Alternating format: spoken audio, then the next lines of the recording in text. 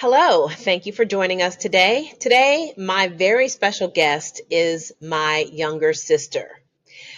And I am really excited to have this conversation with her in this format to share with the world because my mission is to give a voice to the family members who have been impacted by the relationship of their family member with a narcissist.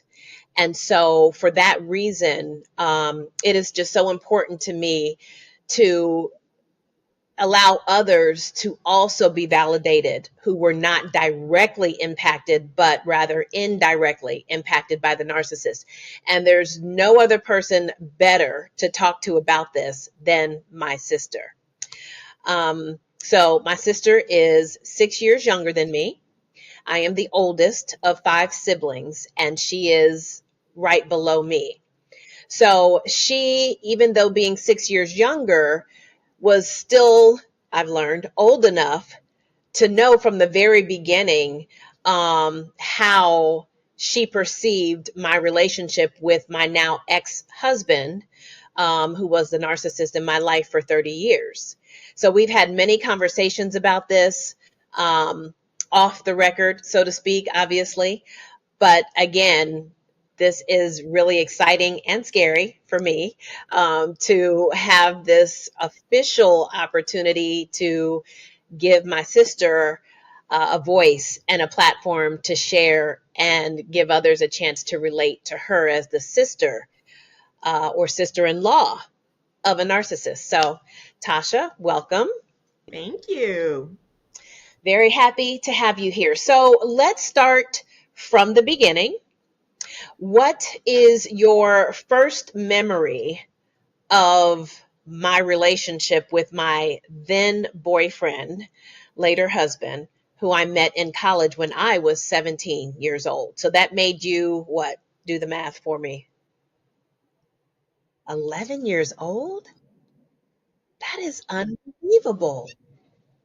And, I was just about to ask you, do you remember anything at 11-year-old? But my sister remembers everything, unfortunately. And fortunately, because I talk about you a lot in the support groups that I facilitate.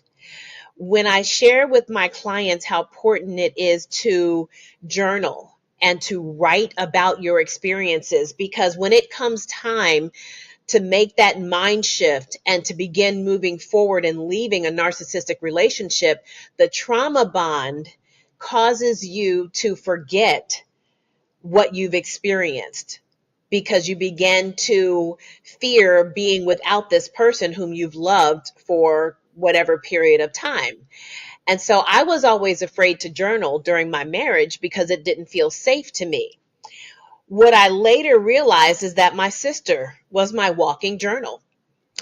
I can ask her anything. And I did. When I was in the process of divorcing, do you remember I was asking you, can you remind me again why I'm leaving? Can you remind me again what things he did? Or I'm writing my book and I just can't remember what this experience was. Or did he ever do this? And you always had multiple answers. This is true. And I think I remember being very shocked whenever you would say, can you remind me?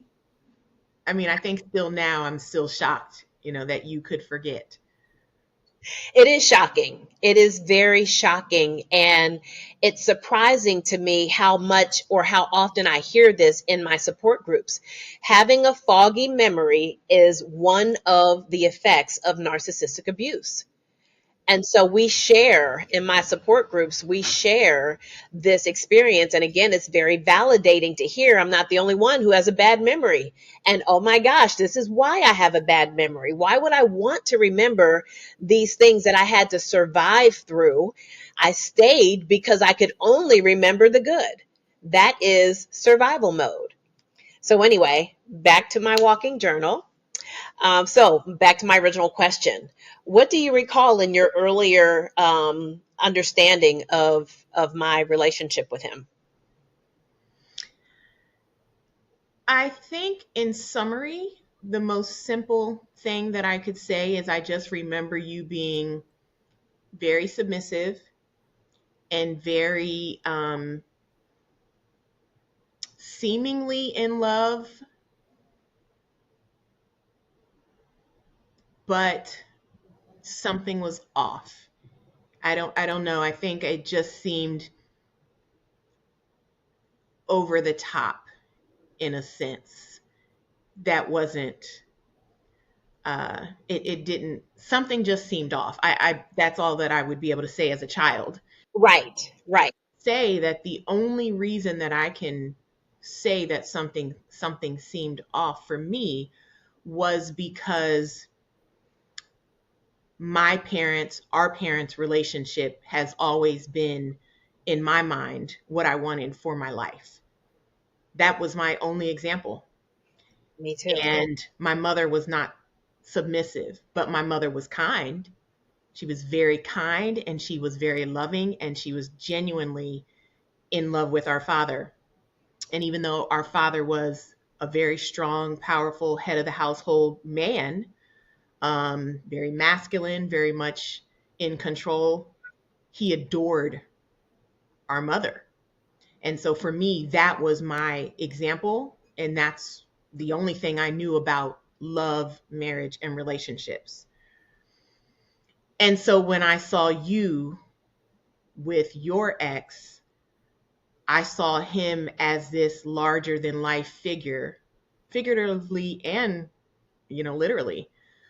Um, just a winning personality, just fun, really happy, charismatic, the life of the party. Everyone loved him, but and he loved you. I think he loved you to this day. I would say he loved you and is still loves you and is in love with you. And I do think he was in love with you. I just remember that there was something not reciprocated from the first day I met him to today. And you're overly doting on him from the first day to the last day was a sign for me that there was something that you were overcompensating for. And at the time, I didn't know. I would never have been able to word this like this at the time. I really didn't know. I wouldn't have been able to say any of this at 11, of course. But I just knew something was amiss from what my own personal understanding of love and marriage and relationships were based on my own example, which was my parents. Right, right. I wouldn't say that at 11 I saw him mistreating you. No, wouldn't say he was mistreating you. I just knew that there was a certain submission that looked like you needed to do that in order to get something back. Whether that was love or attention, I don't know, but I there was something you were doing that was way over the top, this overly doting to ensure your place, maybe. Maybe. So that was at the beginning. And then later I could, obviously later as I grew older, I could actually name what I was seeing. And I could see the ways that he was mistreating you, but not mistreating in the form of physical abuse or anything that I would say is, oh my gosh, you need to be locked up for that, but still mistreatment. Okay, this is good. I really love. I'm gonna emphasize what you said. You sensed or felt or observed or believed that something was off. And I love that you said that because that is a very common feeling in a relationship with a narcissist.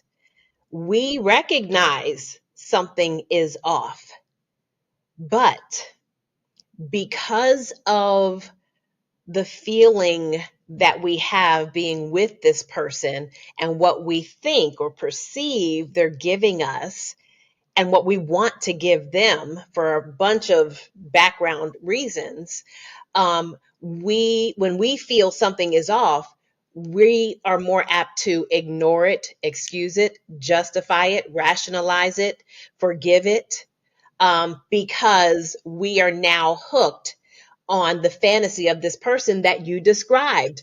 Fun, life of the party, larger than life, outgoing, confident, fun, all of those things. Who wouldn't love that? Who wouldn't love that?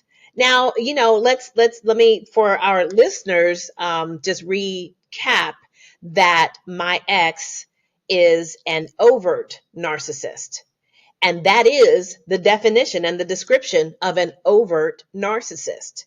You described it perfectly, almost as if you were reading the definition. That's what I say it in my groups. This is how I define the difference between a covert and an overt narcissist. So larger than life. And then you said physically and literally. So yes, literally, he was 6'7", 300 plus pounds. And so literally larger than life, which also, catered to my willingness, I think, to submit to him. I think it's somewhat my nature too, because I'm a people pleaser, or I was a people pleaser, and I did want something from him. So again, you're right. At that young age, you were seeing your sister engage with someone in a way that was unfamiliar to you, because that's not how your mom was, and that's not what your parents' relationship looked like. Interestingly enough, we grew up in the same household. And that was my experience of my parents as well. Now, what my ex did mimic for me that I got from my parents, you described dad as a strong, confident, head of the household. Well, that was my ex. He was strong, confident, head of the household, take charge. Daddy was handsome. He was a singer. My ex was handsome, tall, dark, and handsome, a basketball player. I was a cheerleader. I mean, I just was like, I correlated him to dad in so many ways, so many ways. And yet at the same time, not in the way that you did. So I focused on how he was like dad, not how he wasn't like dad.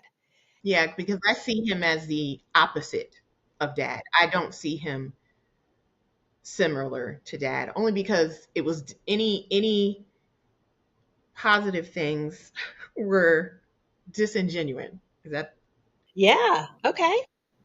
I would not compare him to dad at all. Okay. At all. Okay.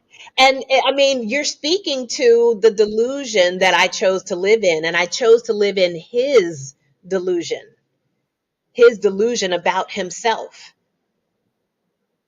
I accepted it, hook, line, and sinker. I mean, at the same time, like as angry as I was the last 30 years, now I can look back, and when I think of the fact that you were a teenager, that you were a child, it's not only sad and upsetting, but it's understandable that a 17, 18-year old could be groomed in the way that you were. Yeah. Especially as you mentioned, because you are a people pleaser. And so it is in your nature to want to serve people. You have a servant heart. I mean, you want to serve people. That's how you were with our parents. That's how you are with me. That's how you are with people you interact with in the world. And I think he knew that and took advantage of that. I think you were the perfect victim, so to speak, especially being a child. Yeah. It's funny you say that, being a child, because I mean, you and I have children, adult children. So 17, 18 is a child. And it wasn't long after I met him that I decided I'm going to marry this man. So here I am, 19 or 20. I'm going to marry this man. And at 22, we were married. So it was 5 years of courtship before we were married. So, talk a little bit about your experience as you got older and got to know him better. what became your experience and observations? I'll never forget your earliest experience with him. What did he criticize about you that you never, ever got over? And how old were you when this happened? It's interesting. I would not have brought up this at Wow. all. I never thought about the fact that he, in similar ways, did to other people what he did to you, but in a little bit different ways, because he had less control. But I remember being 12 or 13, maybe, Okay. when he told me that my lips were really big, and he made a joke about my lips, and he called me a name. Mm-hmm. And Do you remember the name? yes, and I would rather not repeat it. Okay. So, because for some reason it actually still bothers me. Mm-hmm. So it's, yeah, anyway. But to this day, I think I became very self-conscious. Mm-hmm. And I remember for at least 20 years after that, I did not wear, or say 15 years after that, I never wore any dark lipstick because I did not want to bring attention to my lips because of the joke he made about my lips and how he said they were so big and just, and not in a good way. Mm-hmm. So there were multiple times that he made jokes about my lips, or you'll probably remember my breath, as a child. And this was as a child. This was at Right. 13, 12. And those things stuck with me. And I think, for a long time, and some of the things he said still sticks with me, Mm-hmm. which is shocking Mm-hmm. because I am not a people pleaser. and, um, and I am not as nice as you. Mm-hmm. And I am pretty confident. Mm-hmm. So I think it's telling Mm-hmm. that he could have an effect on me. And I am a confident person. Mm-hmm. And, I clapped back to him at that time and, Mm-hmm. shut up and, don't talk to me like that. Whatever I said, and I played it off, but it stuck with me and it bothered me. And Right. so those are examples where I can see how if those things happen to me by a statement that he made, I can't imagine the things that he said to you, that as a people pleaser and as someone who really loved him, Mm-hmm. um, how it affected you. Yeah. Yeah. Yes. I also have to add that, and as I grew older, I remember how he would, in a way, set expectations of how he thought people should be, Right. how he thought I should act. Was I acting black enough or not? Was I? You ain't black. You should be acting like this. Right. Or you're not acting, we're blood. You need to act this way. Right. You need to do this. And that was something he did for everyone. Right. As I got older and got married, well, your husband needs to do this, or your kids should do this. Why are your kids always doing that? They need to be doing that like my kids. Everything was in comparison to what he felt the world should look like. Right. Because he was right. And if you weren't doing it his way, you were wrong. Yes. And so I think it's interesting that everyone around him, he made fun of. Mm-hmm. And it was funny. At the time, it was funny, but it still shows that he was very controlling on how he thought people should be. He made fun of how mom cooked. Yep. Remember? Yep. She cooked like she was white. She Yep. cooked whatever. There were things that he made fun of. Your daddy was a punk, he said, because he did everything your mom said. He didn't, but he compromised with her. I mean, we know the story. But, so he had a way of making you second guess yourself and your view of the world, your view of your relationship, your view of, You as a parent, I mean, he made you second guess everything and then would make you feel bad about it if you didn't conform to what he believed you should. And it's just still jarring to me because this is someone's experience who's not in a relationship with him. That is why I'm doing this. Thank you for doing this because even listening to you, it still just blows me away. Like I halfway knew these things, not in this kind of detail, because you're usually too mad to talk about it. But hearing it is just number one, it validates my experience because I'm like, wow, okay, it wasn't just me. But then it makes me mad because who do you think you are? And the effect you had on my sister, now I'm mad, but then mad at myself. Why did I let this happen? I mean, just a whole array of emotions about this. So, but it's so good to hear. All right. So you talked about how he basically judged everyone around him and identified what anyone and everyone was doing wrong. And no one was exempt. Like he did not discriminate. So whether it was our parents, you, my brothers, how mom raised them, they were too wild. Um, just the list goes on. But all in a way that was joking and fun. Right, right, So it wasn't out of anger. It wasn't in anger. It wasn't in it. It's so hard to explain because one might say, well, why, why would you let someone talk? Well, because he wasn't being mean.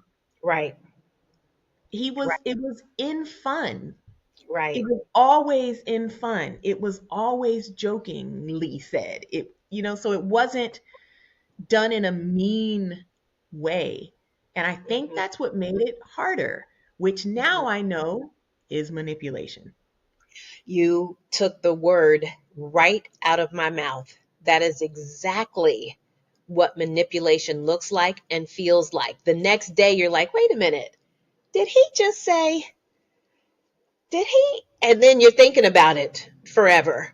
I should have said, why did I, you go back over it because it goes over your head as a joke initially, but it's not.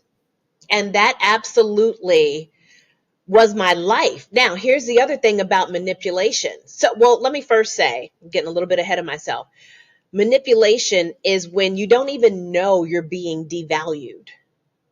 You don't even recognize that this person is disrespecting you right now because they code it. It's blanketed. It's masked. And we know narcissists wear masks.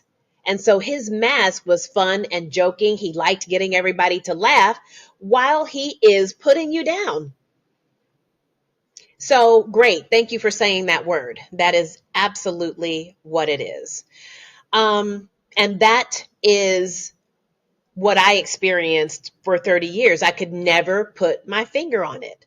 Like I never knew that I was being manipulated. And that also is the definition of manipulation. It makes you begin to question yourself. So you and the joke about your lips, which are beautiful, by the way, for 15 years, you tried to hide them. I think I even remember you trying to smile with less of your lips. And so, okay, let's get back to, go ahead. I would like to add that one thing that's really interesting, and I know he did this to you. I don't have an example right now, but 3 years ago, we were all sitting down for dinner and with your boys, with your kids, my kids, him, your husband, my husband. And he made the comment, I know Tasha doesn't like me, but she's all right. She's all right. And he made a joke and everybody laughed. And when I look back to that, I don't know how to word this correctly, but I know that I know that I know that even that is manipulation, because he knew for 30 years, I'm telling you, he knew that I knew who he really was. Mm. He knew. And I think sometimes when there are certain people that caught on to him, he had to find a way to, I don't know the word, but he had to find a way to let you know that I see you, and I'm going to still try to control the narrative. Absolutely. And that's the best way that I can describe it. But multiple times he would say, I know Tasha didn't like me. I know, but she's still my favorite sister. And so he would make a joke out of it. But he knew, because many times I would call him out on things that he would say to you, and he would find a way to make a joke about it and Hmm. kind of settle it. Hmm. Hmm. Wow. So this leads me to how our relationship was impacted by him. So for I don't know how many years, um, we weren't as close as we are now. And I told you recently, since we divorced, that he tried to alienate me from you. And the way that he tried to do it was by trying to make me in competition with you. You're the big sister. Don't let her talk to you like that. Tasha can't beat you. She can't beat you. I mean, I'm not trying to beat my sister, but okay. And I'm just, haha, like you said, everything was a joke. Tasha can't beat you.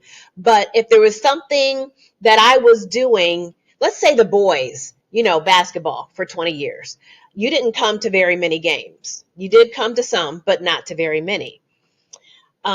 She's not supporting you. She's jealous. She's just jealous of you because, her kids are bookworms, or they go to bed at 7 p.m. She's just jealous that you have this life. So he was trying to, and effectively, build somewhat of a wedge between us, not to mention geographically by us moving to Georgia for 17 years. But what are your thoughts about this, and what do you know, and what was your experience and understanding? What a great segue from what I just said about his comment, Yes, because to exactly. me it's directly related. He knew that I was a threat because Mm-hmm. I knew who he was. Mm-hmm. And I would be in your ear trying to convince you Mm-hmm. something's wrong. Why are you listening to him? Why are you letting him do this or do that? He knew. Mm-hmm. And so, therefore, that made me a threat. So, he had to find a way to isolate you from me so that he could keep you in this mindset of control. Yes. And the more you were around me, and the more you could hear me saying, why are you doing this? You need to da da da da da, it wasn't going to work for him. Right. And he needed to get you away from anyone that would be telling you something's not right here. Right. So, Wow. but it worked. It worked. And, when I later learned, that I needed to kind of back off and not talk too bad about him to you, because regardless, he was your husband. And I was protective of him, of us, of our relationship. Very protective. And so you would be quick to say, well, that's not true. Well, you don't, because he was brainwashing you essentially and part of what he did in the brainwashing was teach you to not share certain things. You weren't Okay. allowed to talk about your relationship and certain things because he did not want people to know how much you were being controlled.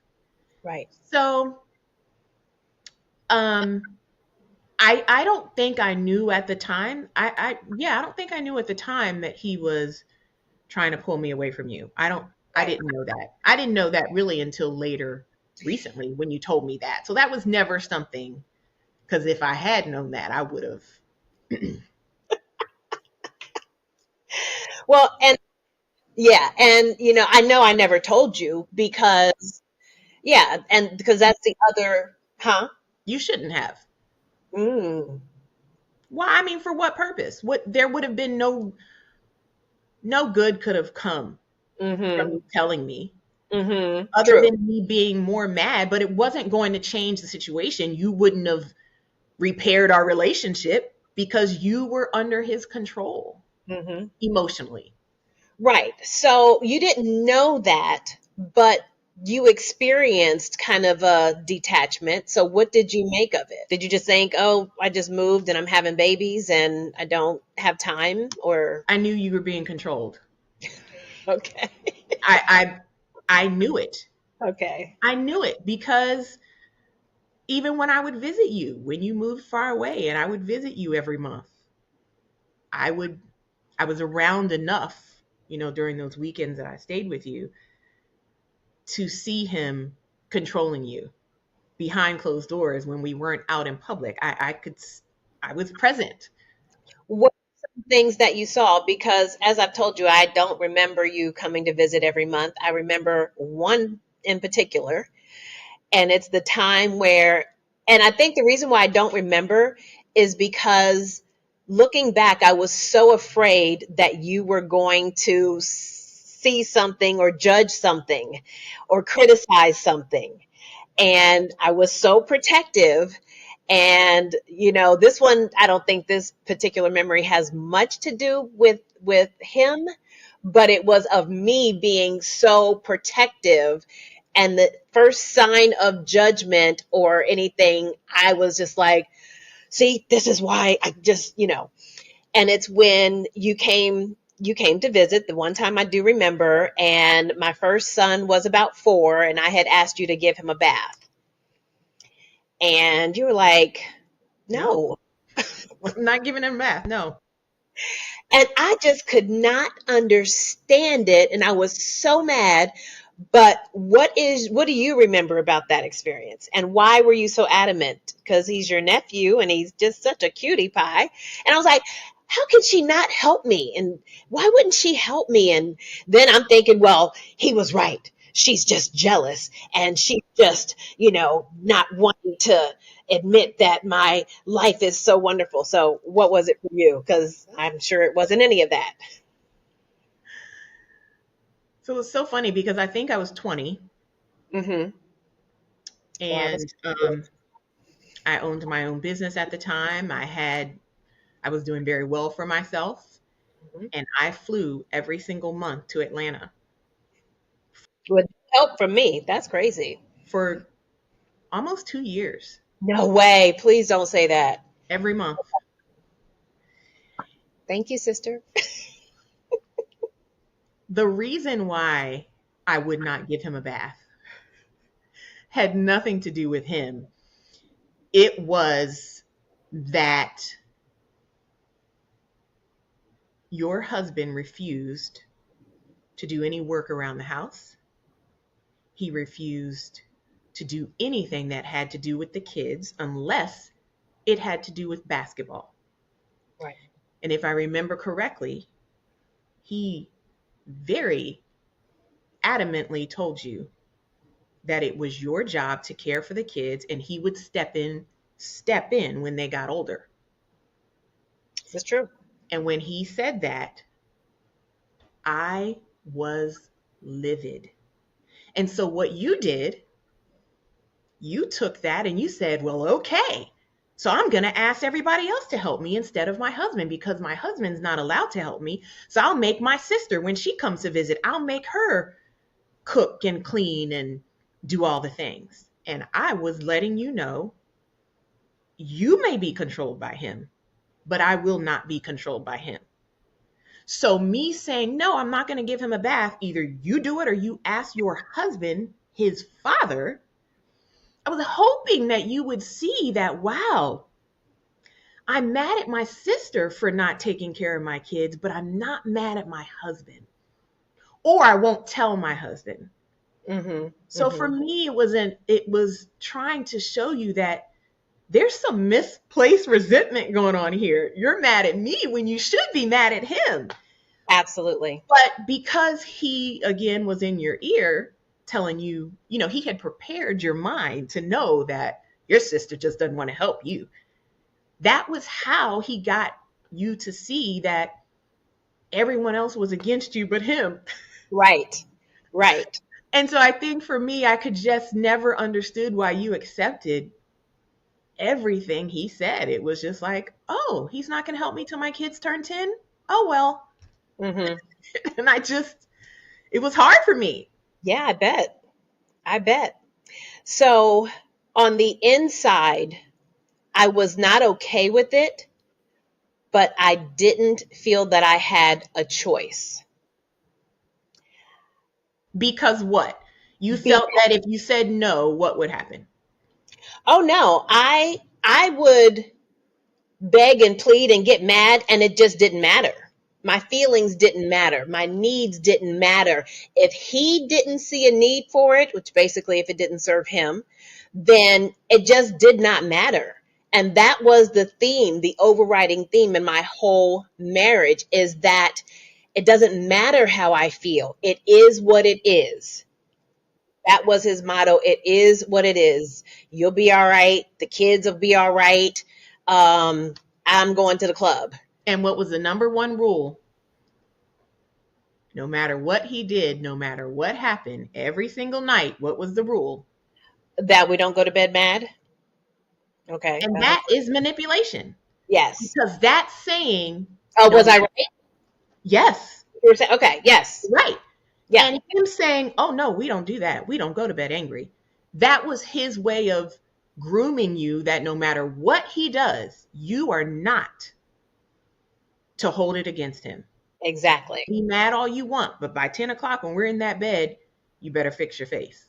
That's right. Fix your face. That is what he would say. Fix your face. Wow, crazy. Because I do you remember fast forward 28 years when I was seriously preparing to end my marriage, I could not use the A word. And you were trying to get me to see that this was abuse. And I could not use the A word. Just And I couldn't. I remember,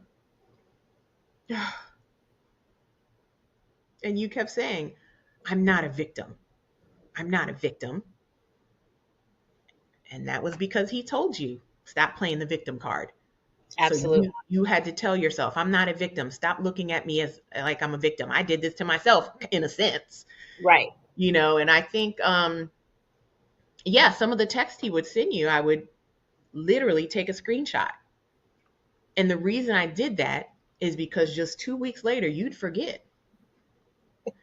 And I'd say, oh, by the way, here's the screenshot of what he said to you just 2 weeks ago. Yep. You're okay with this? Yep. Are you really okay with this? And I'd be like, dang, thank you, walking journal. Yep. But this is why, again, why I'm doing this is because you waited for me, so to speak, for 20 plus years before I was even willing to entertain that something was wrong, before I could even entertain it. And even after you left, you still had doubts. Yeah.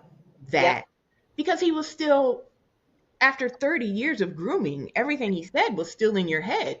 So it Absolutely. made sense for you to question, and I would have to keep reminding you, Marcy, you left because of this. Right. And it was really hard. You second guessed yourself a lot Yep. after it was all over. Yep. Yep. Absolutely. And this is why I tell my clients, keep moving forward.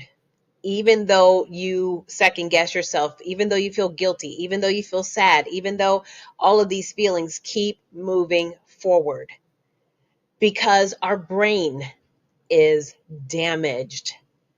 Damaged. We are not capable of thinking clearly after years of the A word. No, I'm just kidding. Abuse.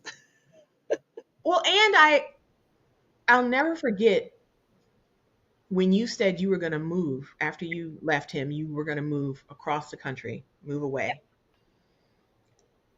And I was devastated. Like, I just don't understand why would she leave everything she knows? Me, her mother, her siblings, her kids, we're all here. Why would you leave? And it wasn't until some time later that I realized, had you stayed, he could have gotten you back because his manipulation was still so powerful. He was still embedded. It's like his DNA was embedded in you, in your brain. And I know that had you stayed, he could have convinced you to come back and you would have gone back. Well, remember, sister, I did let him back. I moved out. You sure did. I moved out and moved 10 miles away, rented my own place, was as happy as I could be for a few weeks. And the house that I left that he and I shared, the lease was about to be up because we were renting and he had nowhere to go. And the love bombing and the promises, and we'll go to counseling and all the mirroring. I'll do whatever you want me to do. And I let him move in to my place. So you're right. And so I want to emphasize I tried that. I tried to stay. But yes, I'm glad that you see now because even when I moved 1,000 miles away, he was still in my head and trying to get to me emotionally, mentally, verbally. And he did. And he did But you many, didn't come back. but I didn't come back. And just thank God that I was willing to sacrifice everything. I couldn't believe, I literally, to this, in this very moment, to this day, I can't imagine the courage that it would take to leave everything you know, to take the clothes on your back and Hmm. nothing else, Hmm. to leave everything and move away to another state.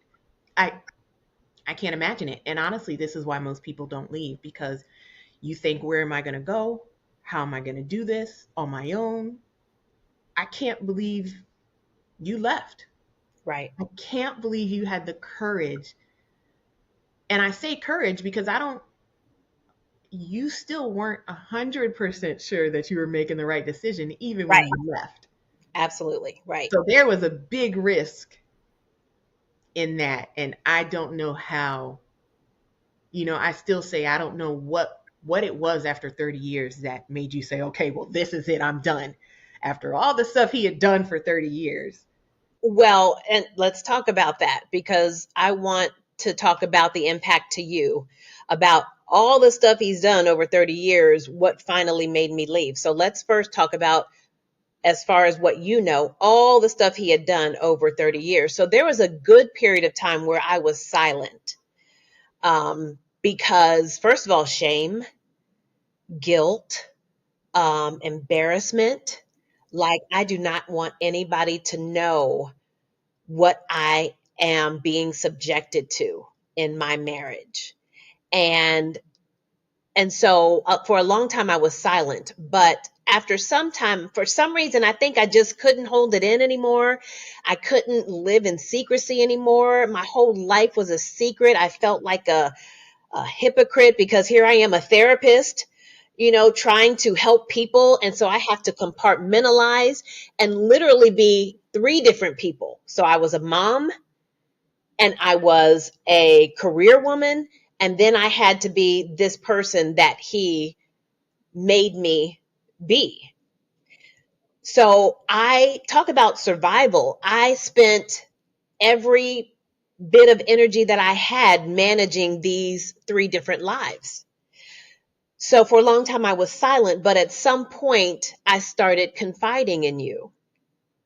And you had to hear about really horrible, not physical abuse, emotional, mental, sexual abuse. You had to hear, and I just couldn't keep it in anymore. And I didn't even know, again, as a lot of us, we don't know it's abuse. We don't know it's narcissistic abuse. We don't know it's sexual abuse because you're married.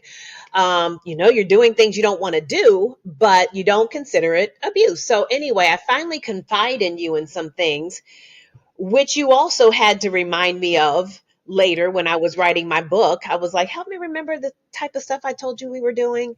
So, what was it like for you as my younger sister to hear that this is what I'm being subjected to by somebody who you already don't like and knew something was wrong with him?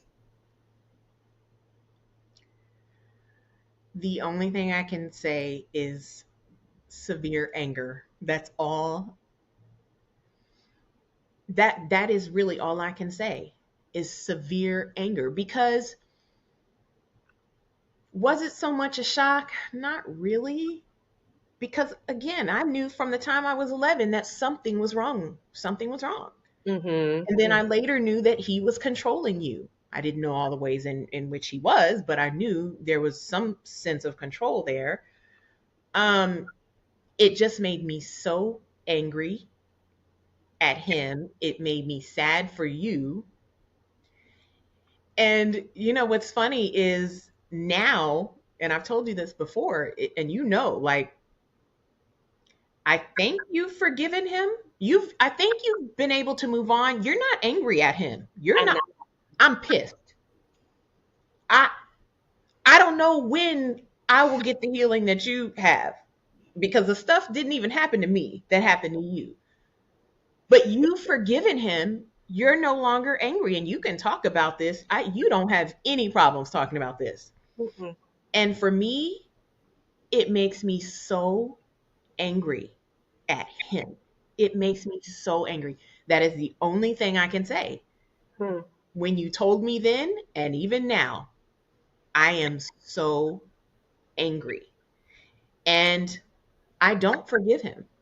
Mm-hmm. And what's hard about the forgiveness with what you've taught me as narcissists, for narcissists, I mean, what's hard for forgiveness for me is that it's so hard for me to forgive someone who won't even admit to one, not even one, not one small aspect. None, none. And the famous words that I'll never forget, most recently Mm-hmm. from him, was when he lovingly said to you, "You were supposed to forgive me. Why didn't you just forgive me, and we could have gotten through this?" I love how he said supposed. Right. You were supposed to forgive me. Yep. That's what I taught you. We don't go to bed angry. Yep.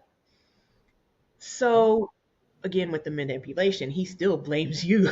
You're the reason the marriage is over because you left. It wasn't him. Exactly. Yeah, so it's hard for me to even consider forgiving him. So for me, I'm hoping to forget, because I can't do the forgive part with him, but I'm hoping I'll forget. Like, maybe as time goes on, I'll just forget.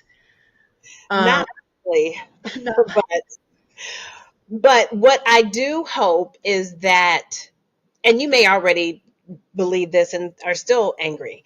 And let me back up a moment and talk about this anger. Because be honest,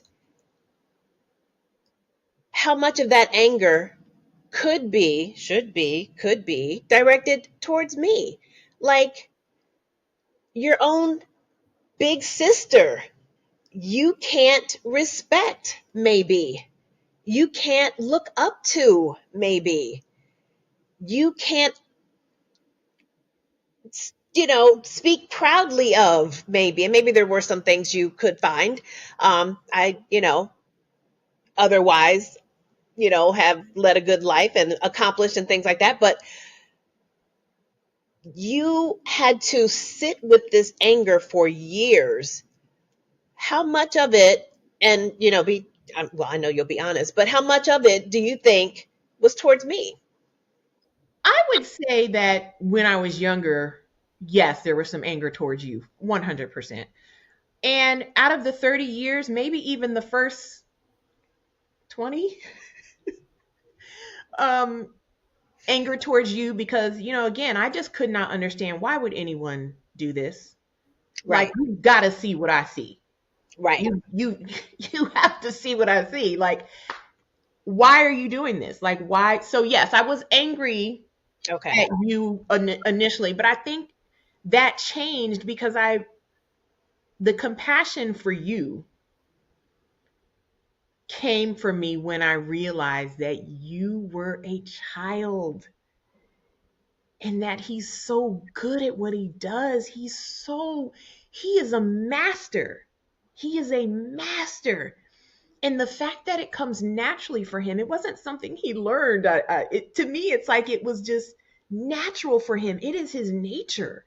right, He doesn't have to try or think about it. It is just, he's on all the time. And um, so I think for me, no, towards the end, I would say the last 5 years when I matured, and got to know you more, I think mhm, I realized there is this, I have no anger towards you. It's just compassion because mhm, I hate that you were subjected to this. And then mhm. even further, I hate what some of the experiences of your childhood did in you to impact you in a way that you would then fall for someone like him. Right, So even more compassion from looking at what led you to him. right. And that is such a good point. I talk about it in my book. What were my vulnerabilities? What did I bring into this relationship? There were some things broken in me that I brought into the relationship. And unfortunately, met someone who was fully comfortable taking advantage of my vulnerabilities. So being molested as a child, and having, an inappropriate relationship as a child, was a big part of what formed my understanding of, relationships outside of my parents. So, and then what made me stay was that, well, my parents were married for 30 years. I want to be married for 30 years. Now, don't get me wrong. Literally, we were married 30 years, just like mom and dad. That was not my plan. When I was mad, I was saying, God, I would have preferred to get it in 20, 10 tops, maybe 10, 20 tops. I mean, no. So I did not wish for 30 years of this. But I think subconsciously, I did not want to be wrong in my choice. I did not want to fail at something that my parents didn't fail at. I did not want to have to admit that this, is a result of, things that happened to me as a child. And hey, maybe I need to do some inner child work and work on myself. And nope, nope, denial was just fine with me. I was willing, or, because of survival mode. I don't, denial isn't a. I don't know if denial is a conscious choice. I don't think so. I think when we go into survival mode, denial is what helps us live there. So denial was my very best friend, and it allowed me to endure. And Yeah, I look at it as a survival technique. yes, Like, I imagine that's how you survived for absolutely. much of that time. Absolutely. Absolutely. So that's good to know. You know, sadly, it takes, like you said, when I matured. So you were so young when all this started that it took 20 years for you to understand what might be the underlying factors going on here. But it sounds like that's what gave you some validation and, like you said, compassion. Okay. Okay. Um,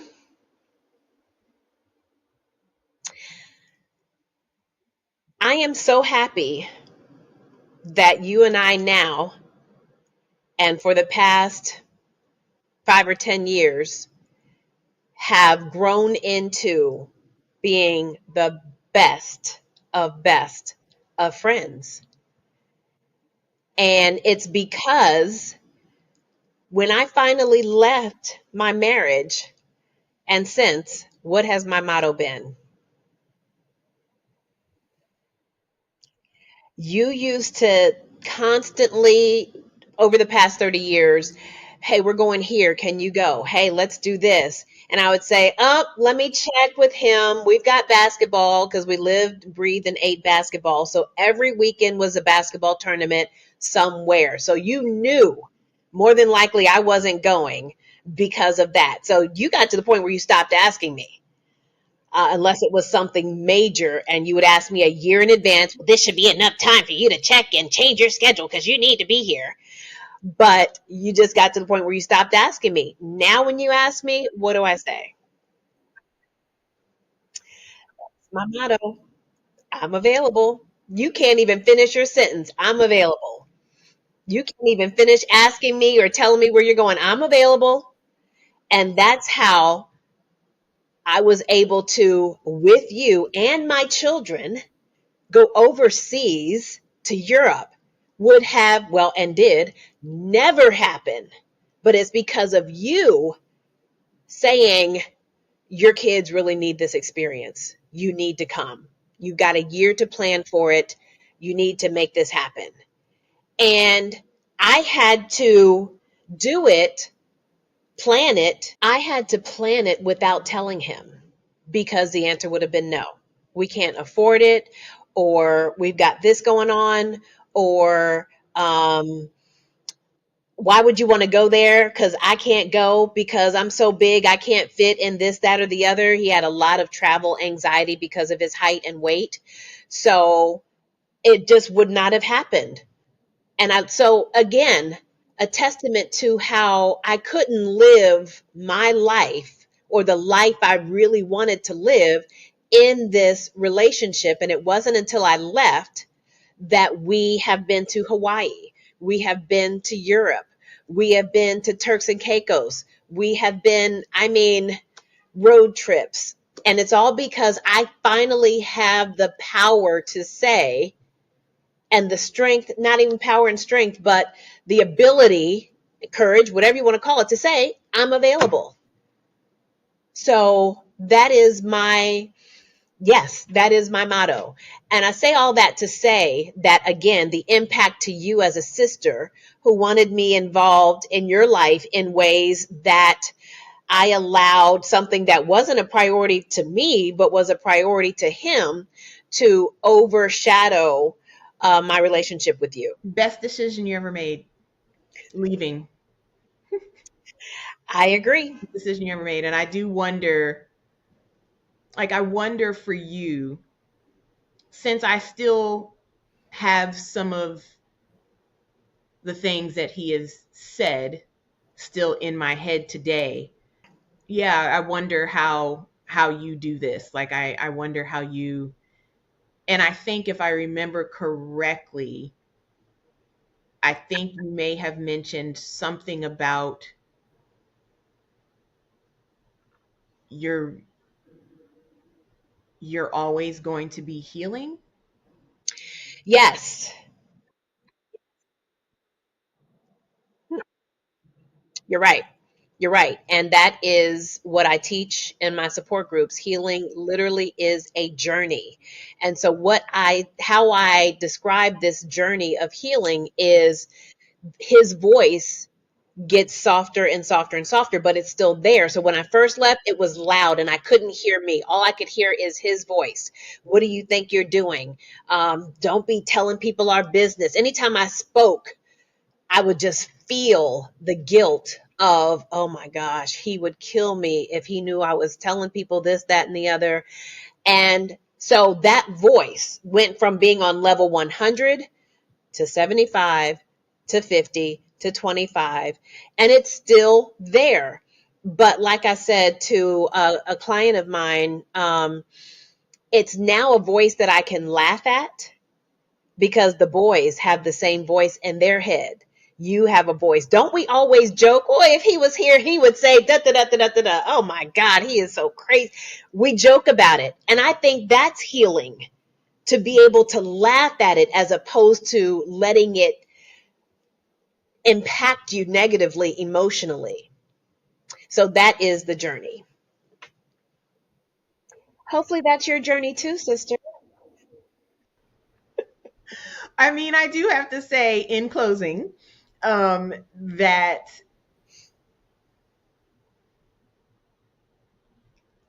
I still feel some kind of way about him finding out about this.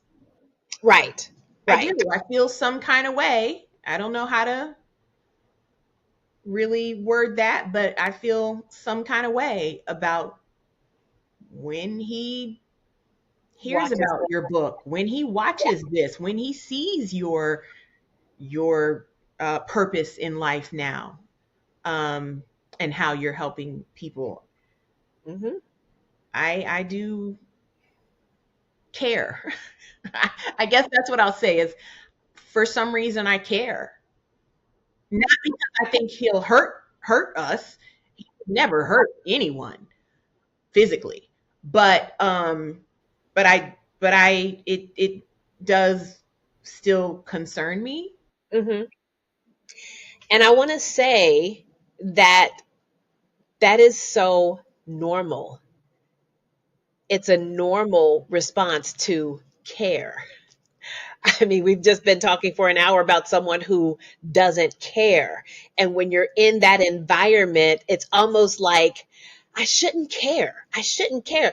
But you're actually healthy when you care. What would be unhealthy is to care so much that you say, oh, we can't do this. Or to care so little that you call them and say, go listen to this or go read her book because you need to. So we are in a safe zone of caring. We don't care too much and we don't care too little. We are, I was about to say normal human beings. We all have our faults, but we are healthier human beings, and a healthy amount of caring is good. And I care too. I care immensely. I have something in my stomach about knowing he is going to read my book. But it does not stop me from speaking my truth. It doesn't stop me from using my voice. And it doesn't stop me from wanting to do this work. And it actually, even saying that out loud, just brings me joy. I just feel my strength when I say that. Wow. I love Yes. it. I love it. I love it. Thank you. And I love you. I want to thank you for supporting me from near and from far, silently and loudly, softly and strongly. You're just the best sister in the world to wait 20 years for me to come around and rejoin our beautiful friendship. So thank you very much. I love you so much. And I'm so proud, so proud that I get to learn from you about this whole experience. It's a human experience, and it's been helpful for me in understanding Mhm. so many people in so many different ways. So Yeah, thank you. absolutely. Okay, we will maybe talk again soon because that's only the half. So thank you. Take care. Bye bye.